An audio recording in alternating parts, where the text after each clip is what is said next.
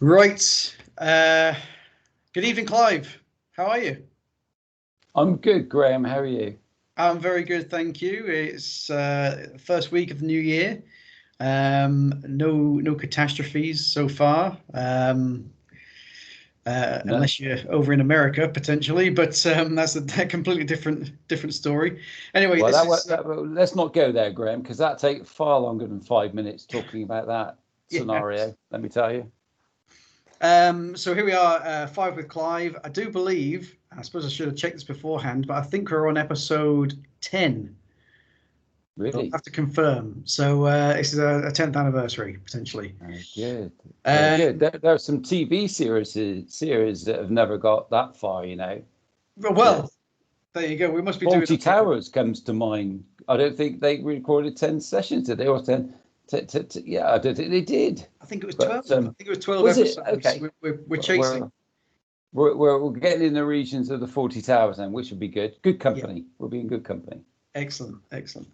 So yeah, we hopefully had a good new year and everything else. We've obviously gone through the transition period of Brexit, and so far 7 days in, no major catastrophes that I've heard of. Although I'm sure some members out there will have some issues, but obviously we'll be supporting going forward and doing what we can. But one question that's come in from a number of members is the requirements to move or to generate a GVMR for Northern Ireland, sorry, a GMR for Northern Ireland movements through GVMS. Yes. I wondered Yes. if you could give us a bit of an update on Yes. what's required, what it is, and what's required. Yeah, which is good. I mean, there's an update coming out this evening from TSS, obviously in conjunction with HMRC, giving us an update, giving traders an update on where they're at.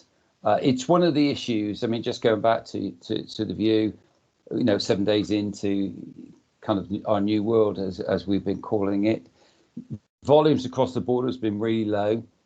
So we haven't seen that carnage that people were maybe expecting, because a lot of goods that have flowed across the borders have been done so on pre-customs rules. So that's made that they've left their country of origin, particularly EU goods we're referring to here, left that country of origin under pre-customs rules, and they've been able to transcend the port under those rules and reach their destination here in the UK under those rules. So that's eased, the port congestion scenario. So it's really quiet, and the other two elements that have impacted that, I think, are the fact that traders have moved goods before the 31st of December, and other traders are leaving goods or leaving moving goods until later in the month. So I think over the next 7 to 10 days, then I think we'll see those volumes ramp up, those imports, as they now are, ramping up. And if we have got issues, of which there have been some, and we'll touch on those shortly, then I think if we're going to see issues, then we're going to see those issues, increase next 7 to 10 days. So all quiet, which has been really good. But in terms of the GVMS system, then that's one of the issues that we have had, trying to move goods into Northern Ireland, both from an excise perspective and what we would call, say, ambient goods as well. So we know we've had issues around the EMCS system and the consignment both ways. And we spoke, I mean, you were on the call with me today with HMRC, with our regular update with HMRC, that we're seeing consignment issues under EMCS to XI and coming back as well to GB. So we're aware there's an EMC outage tonight. So from 6, I think, to 7:30, as we've circulated, I believe, and that's all about, a large chunk of that is about fixing this XI issue they've got. That has, kind of moving on to GVMS. There's been a not dissimilar issue with GVMS, and that's the ability to obtain the GMR, which HMRC notified us was a mandatory requirement for moving goods to Northern Ireland as from the 1st of January. Their update this evening suggests otherwise, but I have to say that the trade has been assuming that was a mandatory requirement from the 1st of January. And I have to say, I've been liaising closely with the likes of Stenaline, companies like Wincanton and such like Pernod Ricard, is that that has been a requirement, and particularly Stenaline, going out of any GB port going into any Northern Ireland port, you needed that GMR. Otherwise, your trailer or vehicle and trailer didn't load, quite simply. So the issue around that's been identified. We're told that that's being fixed as we speak, and come a minute past midnight tonight, so tomorrow morning, that GVMS system should be up and running as it was expected to do so. So you should be able to, an MRN generated at TSS will be recognised within GVMS, and you'll be able to get your GMR validated from tomorrow morning. Now, that's been the issue. You've not been able to get it validated. There has been a workaround, which has enabled vehicles to move, but the system should be working as it was expected to work tomorrow morning. Okay, but there seems to be some alignment, not necessarily within the GVMS system, but between TSS and CDS. So the MRN, when you went in, and I've checked that myself with a client, gone in with a client, tried to populate the GMR with the MRN out of TSS, it's not been recognised. And having worked it through end to end, what you then won't get is when you go to, say, like a carrier's system such as Stenaline, that GMR is not validated in their system. So their system is connecting to HMRC.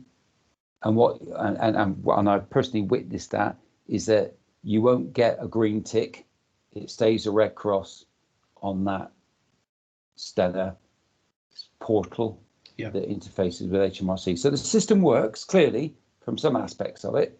Hopefully, as of tomorrow, it will work fully, and traders will be able to move their goods unencumbered, as we always hope they would be able to, into Northern Ireland. Okay. Okay.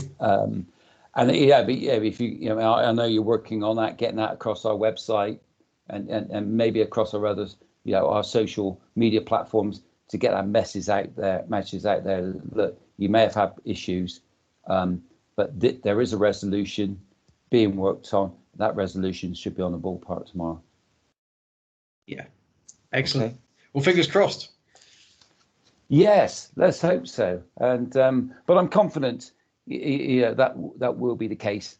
And when we look at, a lot of this was put together, as HMRC said themselves to us today, at pace, and therefore they're expecting issues. To date, we haven't had too many issues, but the ones we have had have been related directly to Northern Ireland, which hasn't been helpful. But look, tonight, hopefully we'll have a fix on the MCS, we'll have a fix on the GVMS, TSS, CDS system, and therefore, we'll be able to get goods flowing to and from on a regular basis then, as and when traders want them to do so. Just one point of note as well on this requirement around a GMR, and it's probably, and I know I have spoken to traders who haven't appreciated this, but in the update, it makes it abundantly clear that if you're moving trailers without goods to and from Northern Ireland, then you do need a GMR. Okay, so empty trailers, either accompanied or unaccompanied, going backwards and forwards between GB and NI, need a GMR. Okay. You won't have an MRN, but the system does allow you to generate a GMR that can be validated and will be validated by the carrier if you're not carrying goods. So that's an important distinction. I think that's not been overly clear, but from what I've seen, and certainly the update that's coming out tonight that we'll post, or if you haven't already, then you'll post on our website and social media platforms, is that it does state that empty trailers do indeed require a GMR. Okay. Yeah, we'll get that news out there. Yeah, absolutely. Excellent. Okay. Well, thank you very much, Clive. Another good session. And yeah, looking forward to the next one. Yeah, session 11. Session 11. That'd be good. What That'd be a good. That'd be good. And I think the other thing, I mean, just to expand just off the cuff, really, just thinking aloud, is that look, if any members, want us, want to be hearing us discussing and debating as we do topics or particularly, relevant to them or their business, then please let us know. And we can kick those around. So yeah, I'm keen we continue these sessions. I mean, it was your concept, which I think took me a while to warm to, but I think they're good, and the way they're delivered and created is good. So, and hopefully, most importantly, members find them of use. Yeah, absolutely. As long as the information is correct and the members are finding them of use, and the whole idea is just simplify things for people and make it understandable, and exactly. Ultimately make the process of moving these goods easier.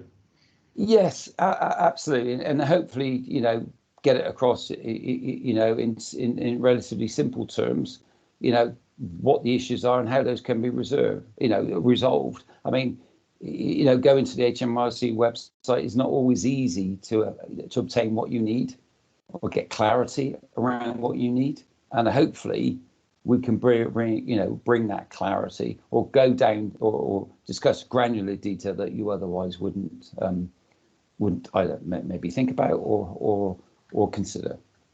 Yeah. Okay. Very good. Hopefully one of these days, one of these sessions will last 5 minutes. That's my fault. Apologies. You like to talk. No problem. Okay. Thanks very much for that, Clive. Pleasure.